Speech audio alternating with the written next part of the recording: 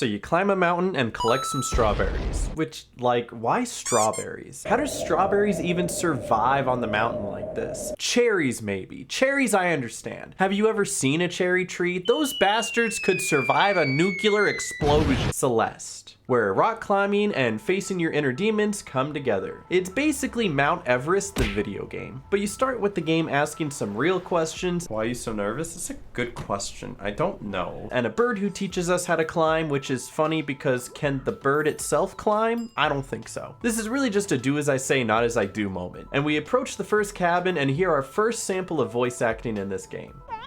What? Why do I sound like that? It kind of sounds like the villagers from Animal Crossing. We run away from crumbling rocks and the bird becomes a time wizard and then teaches us how to dash. And I think that's the whole tutorial. Like, the whole thing is shorter than my employment at McDonald's. I was fired after one day. And then you do a bunch of levels and climb the mountain, the end.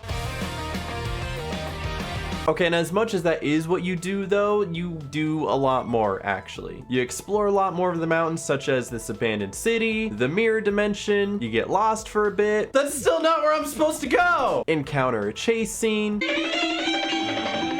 But there's always time to make a quick phone call as well. I'm at a payphone. And then the payphone eats me. But after that big chunk of the game, we move on to the hotel level, and I can't believe it, it's Luigi's mansion! I'm a Luigi. And I don't know how this fat sack is able to maneuver through this hotel so quickly, because I'm out here struggling for my life.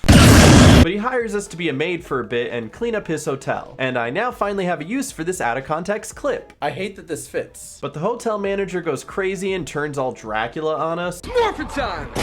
And then we run and escape. The next section of this game is Chicago. I don't think I need to explain why. And we gotta do this thing with this feather where we gotta breathe onto it or something. And then we reach the peak of the next level. We go through what is basically a giant funhouse of mirrors. That's a nice mirror. And then we become a squid. And then we go free falling. We gotta throw this crystal around and it's kind of very super annoying. And then we use it to poke this dude in the eye. The game gives us some helpful advice. It's impossible to outrun your own reflection. You know it's impossible to outrun your fears and your past regrets. And then we move on to camp for a little bit and take a much needed breather. That is until we start flying through the air. We face our inner demon and then we lose our feather. Not the feather! And then we end up free falling again.